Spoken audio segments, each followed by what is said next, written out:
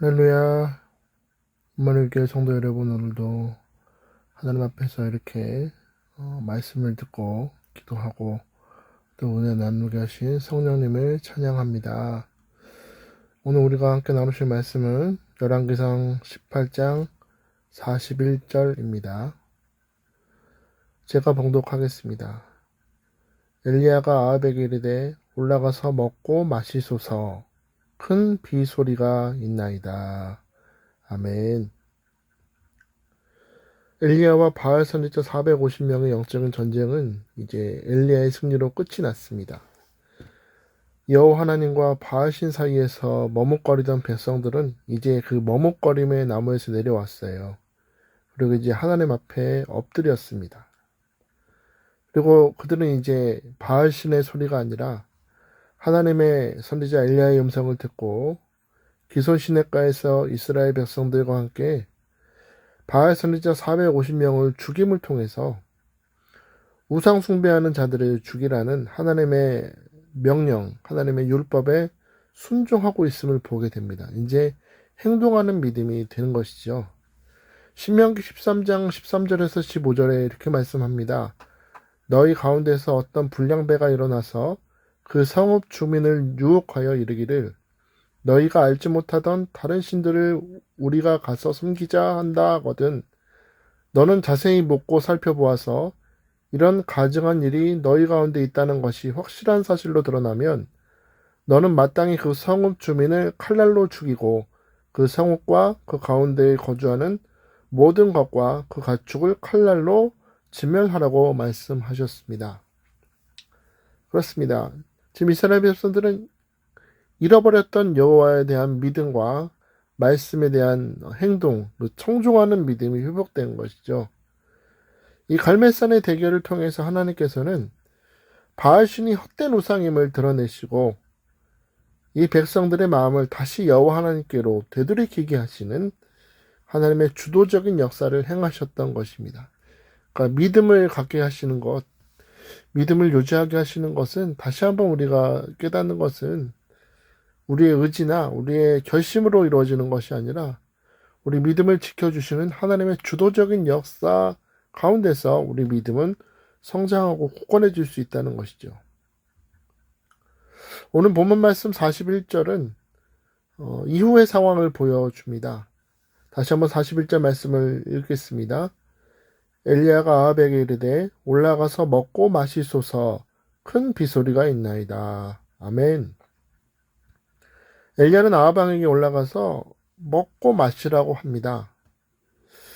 이 말을 왜 했냐면 아합 왕이 선지자들을 처형하는 기손 시내까지 아합 왕도 엘리야와 같이 내려왔었고 또 오전 6시부터 이 저녁 소재 드리는 시간까지 대결을 벌이는 동안 아무도 식사를 하지 못했기 때문에 이제는 먹고 마시면서 좀 휴식을 취하라는 것이죠.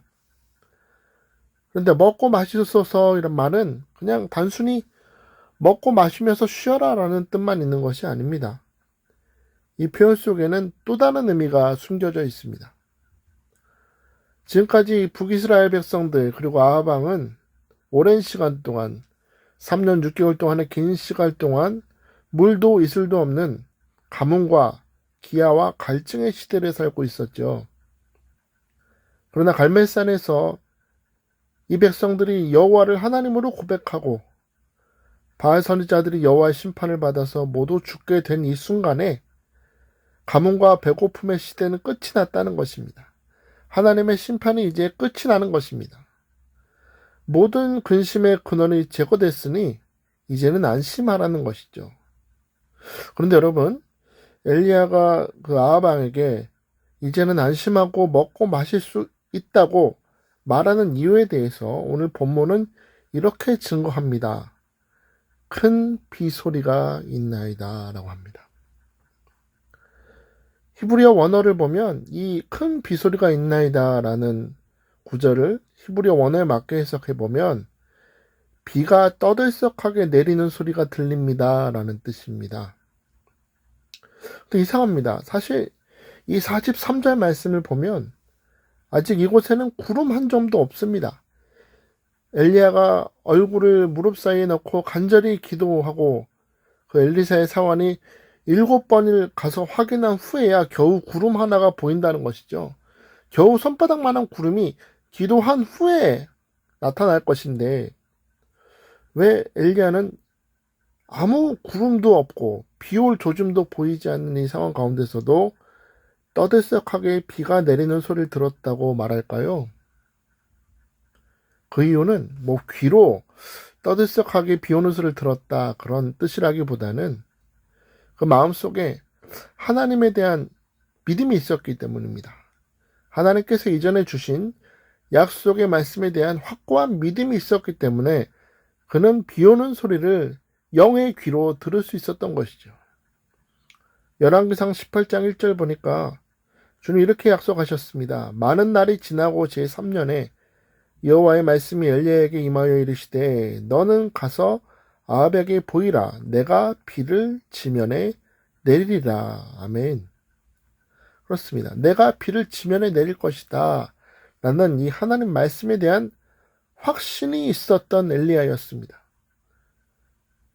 마치 예수님께서 광야 위에 5,000명의 사람들을 앉히시고 오병이어를 손에 들고 감사하셨던 것처럼 엘리야는 이 가뭄이라는 상황에 매이지 않았다는 것이죠. 오히려 하나님의 약속의 말씀에 사로잡혀서 아합 왕보다 오히려 이 백성들을 주도적으로 이 모든 상황을 이끌고 있음을 보게 됩니다. 아합 왕이 아니라 어찌 보면 하나님의 말씀에 사로잡힌 엘리야가 백성들을 이끄는 더 확실한 리더로 지금 활동하고 있는 것입니다. 여러분, 큰 비 소리가 있나이다 했습니다. 여러분, 소리 한번 생각해 볼까요? 여러분, 소리에 대해서 생각해 보신 적이 있습니까? 만약에 이 세상에 아무 소리가 없다면 어떤 기분일까요? 소리가 나지 않으면 얼마나 심심할까요? 여러분, 시골에 사시는 어떤 할머니 한 분은요, 자녀들의 발자국 소리만 듣고도 얘가 첫째인지 둘째인지 막내인지 안다고 합니다. 사람마다 발자국 소리가 다 다르기 때문에 그 소리를 유심히 들은 할머니는 자녀 발자국 소리만 들어도 첫째냐, 둘째냐 라고 구분해서 부른다는 것이죠.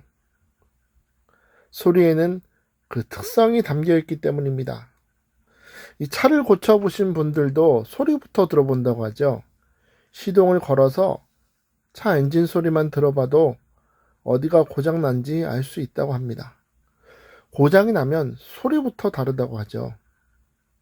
우리 아기를 키워보신 우리 부모님들도 마찬가지일 거예요. 어린아기의 울음소리만 들어봐도 이 아기가 어디가 아픈지, 배가 고픈지, 똥을 쌌는지 그걸 알 수 있다고 하죠. 갓난아기가 아픈데 울지 않고 가만히 있다면 그것이야말로 큰일이죠. 아프면 어떻게든 울게 돼 있고 배고파도 울게 돼 있는 것입니다. 아플 때 울음소리와 배고플 때 울음소리가 다르기 때문에 그 소리를 듣고 엄마와 아빠는 귀를 기울이고 아이를 보살필 수 있는 것이죠. 저도 아이를 3명이나 키워봤지만 참 물음소리가 다르더라고요. 배고플 때 하고 아플 때 하고 불평 있을 때 짜증날 때 울음소리가 다 다른 것 같습니다. 그렇습니다. 소리는 이렇게 중요합니다. 말이 아니더라도 소리는 표현의 한 방식인 것이죠. 우린 살아가면서 수많은 소리를 듣고 있습니다. 수많은 소리를 듣다 보니까 그 소리의 중요함을 모를 때가 많이 있습니다. 조금만 귀를 기울이면 소리를 들을 수 있는데 우린 귀를 기울이지 않을 때가 많습니다. 그렇게 귀를 기울이지 않다 보면 마음이 무뎌지고요. 그렇게 마음이 무뎌지면 소리가 바로 옆에서 들림에도 불구하고 반응하지 못하는 무감각이 되어버리는 것입니다. 여러분, 큰 비 소리가 있나이다 라는 이 짧은 구절을 통해서 우리는 성령의 음성을 들을 수 있어야 됩니다. 소리를 들으라는 것이죠. 여러분, 이스라엘 백성이 하나님 말씀에 귀 기울이지 못했을 때 그들의 삶이 어땠습니까? 우리 열왕기상 말씀 통해서 계속 살펴보지 않습니까? 하나님의 사람을 보내고 선지자를 보내도 듣지 않으니까 하나님의 선택받은 민족이는 이스라엘 백성이라는 이 나라가 두 개로 나뉘고, 또 나중에 또 우리 뒤에 또 포로로 끌려가기도 하고, 하나님 말씀의 소리에 귀 기울이지 않으니까 우상을 섬기고 악을 섬기고, 그 바알 선지자들처럼 헛된 우상 앞에서 뛰어노는 모습을 보지 않습니까? 이렇게 하나님의 말씀을 듣는 것이 중요하기 때문에 아모스 선지자는 이렇게 증거합니다. 아모스 8장 11절에 주 여호와께서 이르시되 보라 날이 이를지라 내가 기근을 땅에 보내리니 양식이 없어 주림이 아니며 물이 없어 가람이 아니요 여호와의 말씀을 듣지 못한 기갈이다 했습니다. 하나님 말씀을 듣지 못하는 것이야말로 진짜 인생의 흉년이요 기갈이라는 것이죠. 하나님 말씀을 듣지 못할 때 언제나 사람의 삶은 공허하고 흔들리게 되는 것입니다. 여러분에게 묻습니다. 여러분은 지금 무슨 소리에 귀를 기울이십니까? 우린 뉴스가 들려주는 소리 많이 듣습니다. 경제가 어렵다. 취업이 어렵다. 좋은 직장을 얻기가 힘들고 뭐 그런 소식. 또 연예인들이 누가 사귄다더라. 누가 마약을 했다더라. 누가 돈을 얼마나 벌었다더라. 어떤 사고가 나서 어떤 사람이 어떻게 죽고 무슨 정치인이 무슨 장관이 비리를 저질렀다더라. 라는 이런 TV나 인터넷에서 들려오는 유튜브에서 들려오는 소리를 우리는 듣고 있습니다. 여러분, 우리 이럴 때일수록 이 말씀 앞에서 우리의 귀를 한번 점검해야 됩니다. 하나님께서는 오늘 이 큰 비 소리가 있나이다 라는 말씀 앞에서 우리도 세상의 소리보다 하나님의 소리에 귀 기울이길 원하시는 그 마음을 우리가 깨달을 수 있어야 됩니다. 하나님께서는 언제나 우리에게 소리를 보내십니다. 말씀을 보내십니다. 나의 말에 귀를 기울이라고 말씀하십니다.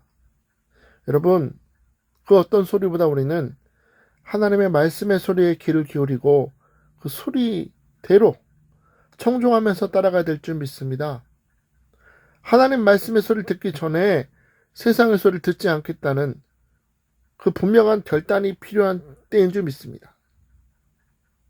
저는 오늘 여러분이 하나님의 음성에 하나님 말씀의 소리에 귀 기울이는 결단이 있는 여러분 되시길 축복합니다. 여러분이 오늘 하나님의 말씀에 귀 기울일 수 있다면 하나님의 그 말씀하시는 소리대로 살 수 있고, 여러분이 그 말씀의 소리에 귀를 기울이고 마음에 품으면 그 말씀이 여러분의 입에 선포될 수 있습니다. 잘 들어야 잘 말할 수 있고, 잘 들어야 잘 살 수 있는 것입니다. 여러분, 요나를 한번 보십시오. 하나님께서는 요나에게 명령하십니다. 니느웨로 가서 40일이 지나면 니느웨가 망한다고 외치게 하셨습니다. 요나는 안 그래도 아수르 사람들이 너무나 미웠기 때문에 하나님 말씀대로 그렇게 될 줄 알았습니다. 그런데 문제는 요나는 40일이 지나면 니느웨가 망하리라는 그 진노의 음성 속에 담긴 하나님의 깊은 본심을 깨닫지 못했습니다. 왜 니느웨 백성들에게 자꾸 회개하게 하시나? 왜 망하지 않게 하시나? 왜 지켜보시나? 답답했습니다. 계속 하나님 앞에 원망하고 차라리 죽여달라고 하나님보다 내가 더 옳다고 불평하면서 도망치지 않습니까? 그러나 40일이 지나면 니느웨가 망한다는 그 말씀 속에 담긴 본심은 그게 아니었죠. 40일이 지나면 너희가 망할 만큼 여호와 앞에 악을 쌓아두었지만 하나님께 회개한다면 그래도 내가 너희를 용서하겠다는 하나님의 본심이 있었던 것입니다. 성도 여러분, 오늘 우리가 하나님의 말씀을 듣되 우리 성령의 지혜를 받아서 하나님의 본심, 그 소리의 본심을 잘 깨닫는 우리가 되어야 될 줄 믿습니다. 오늘 여러분의 마음과 여러분의 생각의 방에 어떤 소리가 자리 잡고 있습니까? 여러분의 그 마음속에, 생각 속에 그게 사람의 소리가 있든지 뉴스이든지 유튜브이든지 여러분의 마음속에 그 세상의 소리가 자리 잡고 있다면 여러분 잊지 마십시오. 그 소리는 여러분의 인생의 결정과 말과 생각에 반드시 영향을 끼치게 되어 있습니다. 어찌 보면 내 안에 머무는 그 소리들은 우리의 현재와 미래를 결정하는 중요한 요인이 될 수 있다는 것입니다. 여러분, 지혜로운 자가 누굽니까? 지혜로운 소리를 마음에 두는 것입니다. 세상의 소리보다 하나님의 말씀을 마음에 두는 사람이 지혜로운 자인 줄 믿습니다. 여러분, 사울 왕을 보십시오. 그가 처음 왕이 됐을 때 그의 주변에는 하나님의 음성과 지혜를 전해주는 선지자 사무엘이 있었습니다. 그 하나님의 소리가 사울에게 전달됐고 사무엘의 말은 땅에 떨어지지 않았다고 성경 사무엘상은 증거합니다. 사무엘상 3장 19절에 사무엘이 자라매 여호와께서 그와 함께 계셔서 그의 말이 하나도 땅에 떨어지지 않게 하시니 아멘.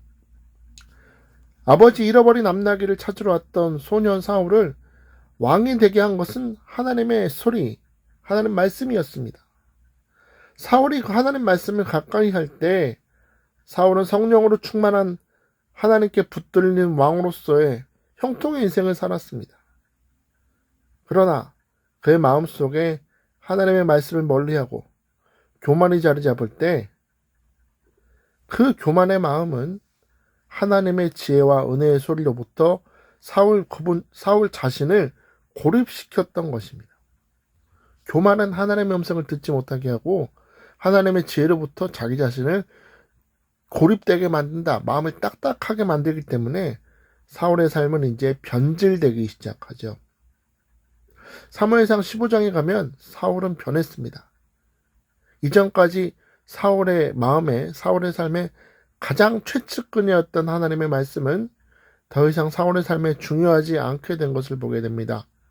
사무엘상 15장 2절에서 3절 보니까 만군의 여호와께서 이같이 말씀하시기를 아말렉이 이스라엘에게 행한 일, 곧 애굽에서 나올 때 길에서 대적한 일로 내가 그들을 벌하노니 지금 가서 아말렉을 쳐서 그들의 모든 소유를 남기지 말고 진멸하되 남녀와 소아와 젖먹는 아이와 우양과 낙타와 나귀를 죽이라 하셨나이다 하니, 이 진멸이라는 단어가 헤렘이라는 것인데 이것은 사울 왕이 싸우는 것이 아니라 모세의 손에 들려진 지팡이가 하나님의 지팡이였던 것처럼 하나님의 칼날이 되어서 하나님의 심판의 도구가 되어서 하나님을 대적하는 아말렉을 하나님이 심판하시는 일입니다. 그러므로 조금의 불순종도 있어서는 안 됩니다. 그럼 이 소리를 들었던 사울은 어떻게 응답했을까요?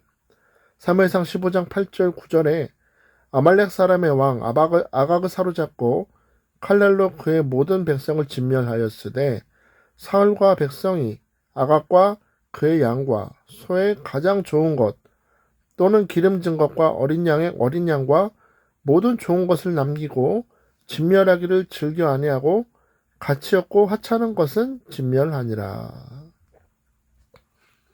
여러분, 왜 사울이 그리고 백성들이 아말렉의 왕 아각을 살려두고 왜 살찐 소와 양을 살려두었을까요?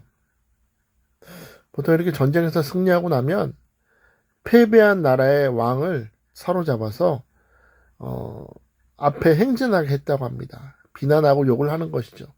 그리고 오히려 그 전쟁에서 승리한 사울 왕의 이름을 사람들 앞에서 얼마나 높이고 싶었으면 일부러 왕을 살려두는 것입니다. 그리고 백성들 앞에서 살찐 소와 양으로 제사를 지냄을 통해서 백성들에게 하나님 앞에서 인정받는 것이 아니라 백성들의 환호와 백성들의 경배와 지지를 얻기 위해서 소나 양을 살려둔 것입니다. 교만했습니다. 마음이 딱딱해졌습니다. 그리고 그때 사무엘이 사울에게 오는 것입니다. 그리고 사울 왕에게 외칩니다. 사무엘상 15장 17절에서 19절에 사무엘이 이르되 왕이 스스로 작게 여길 그때 이스라엘 지파의 머리가 되지 아니하셨나이까.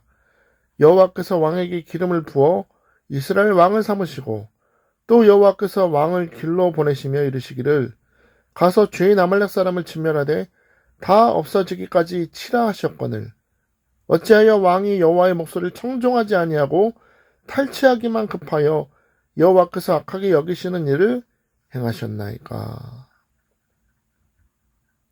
여러분이 17절에서 19절에서 사무엘이 지금 지적하는 핵심이 무엇입니까?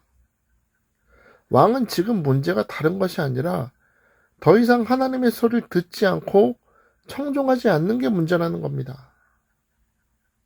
소리를 듣지 않는 것입니다.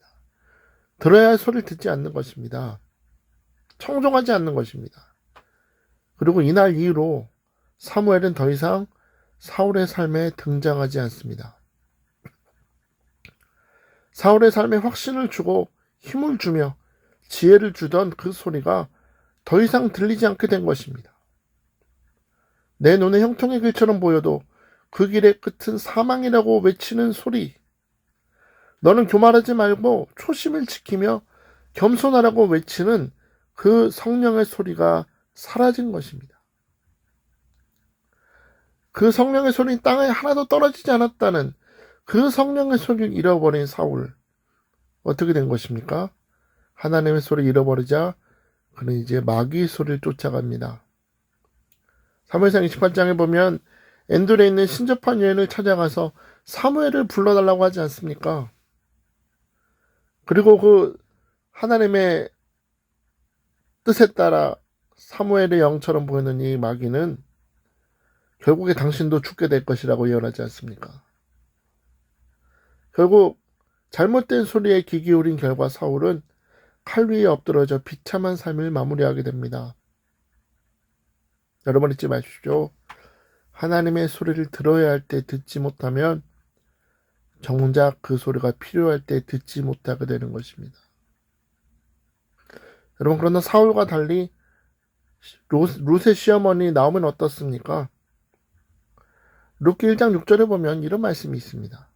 그 여인이 모압 지방에서 여호와께서 자기 백성을 돌보시사 그들에게 양식을 주셨다함을 듣고 이에 두 며느리와 함께 일어나 모압 지방에서 돌아오려 하여 했습니다. 지금까지 실패 인생을 살던 나오미에게 바람을 타고 귓전을 울리는 소리가 있었습니다.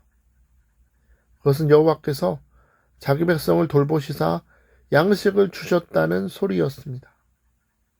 사실 이것은 하나님이 나오미에게 직접 하신 말씀이 아닙니다. 하나님이 꿈에 찾아오셨다거나 어떤 음성을 주신 것이 아니죠. 사실 지금 나오미와 룻의 삶은 모든 재산을 잃어버리고 남편을 잃었고 어찌 보면 삶의 의욕을 다 잃어버렸을지 모릅니다. 그러나 여호와께서 양식을 베푸셨다는 소리를 듣고 나오미는 돌아가기를 결심합니다. 그리고 그 하나님의 소리를 따라 청종했던 결과가 무엇이었습니까? 룻기 1장 22절에 나오미가 모압 지방에서 그의 며느리 모압 여인 룻과 함께 돌아왔는데 그들이 보리추수 시작할 때 베들레헴에 이르렀더라. 아멘. 여호와께서 양식을 베푸셨다는 그 소리를 듣고 돌아간 그곳에는 보리추수를 시작하고 있는 곳이 있었습니다. 떡집이라 이름하는 베들레헴, 바로 그곳에서 하나님의 넘치는 은혜가 준비된 그 놀라운 은혜를 발견하게 되는 것입니다. 여러분 저는 여러분도 오늘 큰 비소리가 있나이다라고 선포했던 엘리야처럼 하나님께서 은혜를 베푸셨다는 말씀을 듣고 되돌아갔던 나오미처럼 저는 이 힘든 현실을 살아가는 여러분이 하나님의 소리, 하나님의 본심, 은혜의 소리를 듣는 매일을 살아가시길 축복합니다. 그렇다면 우리가 이 힘든 현실 속에서 하나님의 은혜의 소리를 듣기 위해서는 어떻게 해야 될까요? 요한복음 6장에 보시면 오병이어 기적을 베푸신 주님께서 제자들에게 배를 타고 바다로 건너가라고 말씀하십니다. 요한복음 6장 16절에서 17절에 저물매 제자들이 바다에 내려가서 배를 타고 바다를 건너 가버나움으로 가는데. 아멘. 이 장면에 대해서 마태는 이런 설명을 덧붙입니다. 마태복음 14장 22절에 예수께서 즉시 제자들을 재촉하사 자기가 무리를 보내는 동안에 배를 타고 앞서 건너편으로 가게 하셨다. 지금 주님은 무엇인가 급하게 제자들을 재촉하십니다. 건너편 바다로 가라고 하십니다. 왜 그러실까요?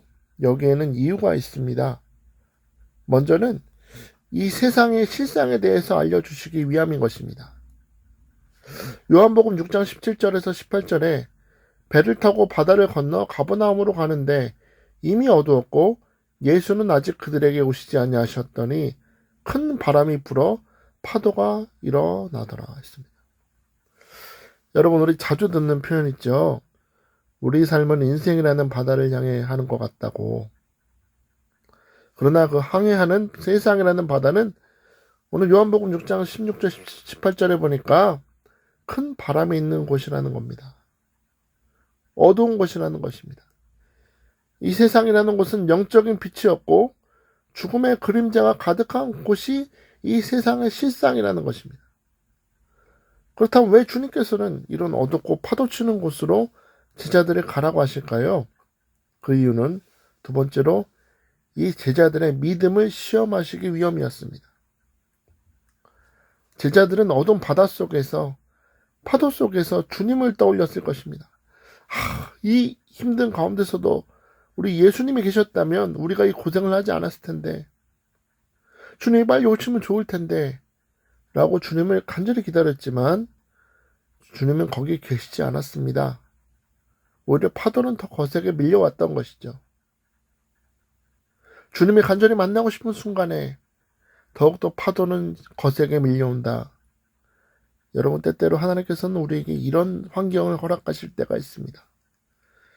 내 삶의 날씨가 어두워지고 모든 조건과 상황이 파도처럼 나를 거스를 때가 있습니다. 그 모든 조건들과 모든 역경과 고통과 고난과 시험으로 인해서 우린 하나님의 이름을 간절히 부릅니다. 하나님, 이 인생의 파도 속에서 우리를 구원하여 주옵소서. 우리는 주님의 이름을 부르지만 제자들이 경험했던 것처럼 그분은 우리에게 관심이 없는 것처럼 보입니다. 그분은 우리에게 오시지 않는 것처럼 느껴집니다. 근데 여러분, 바로 이때 우리가 생각할 것은 하나님을 원망하거나 주변 환경을 비난해서는 안 됩니다. 우리가 생각해야 될 것은 하나님은 결코 서두르시지 않는다는 것을 생각하는 것입니다. 성급한 것, 특히 우리 대한민국 사람들은 빨리빨리라는 게 있어서 급한 게 있는데, 여러분 아세요? 성급함도 불신의 하나입니다. 그 불신의 성급함이 때때로 우리 하나님 앞에서 빨리빨리 서둘러서 이걸 해결해 달라고, 빨리 구원해 달라고 우리를 재촉할 때가 있습니다. 근데 우리가 그렇게 불신으로 주님을 재촉할 때마다 우리 예수님은 야이로에게 하신 말씀 한마디만 하실 뿐입니다. 두려워 말고 믿기만 하라 하십니다. 우리는 급해요. 그런데 여러분, 때때로 주님은 우리를 기다리게 하신다. 왜냐하면 주님이 가장 적절한 때가 언제인지 아시기 때문입니다. 우리는 하나님을 향해서 전지전능하다고 말씀합니다. 그분의 전능하심은 기다릴 여유를 갖고 계십니다. 왜냐하면 그분의 전능하심은 어떤 방해와 역경에도 반드시 결심한 일을 이루시고 성공하시기 때문입니다. 그분이 우리 삶에 전능하신 하나님으로 오신다는 것은 무한하신 지혜와 사랑으로 전능하심으로 찾아오신다는 것이기 때문에 우리는 두려움의 파도 앞에서, 고난의 파도 앞에서 하나님께 원망할 것이 아니라 전능하신 하나님께서 올바른 때에 올바른 방법으로 완벽히 선을 이루실 것을 믿음으로 기다리는 자가 되어야 될 줄 믿습니다. 이사야 30장 18절에 그러나 여호와께서 기다리시나니 이는 너희에게 은혜를 베풀려 하심이요 일어나시느니 이는 너희를 긍휼히 여기려 하심이라.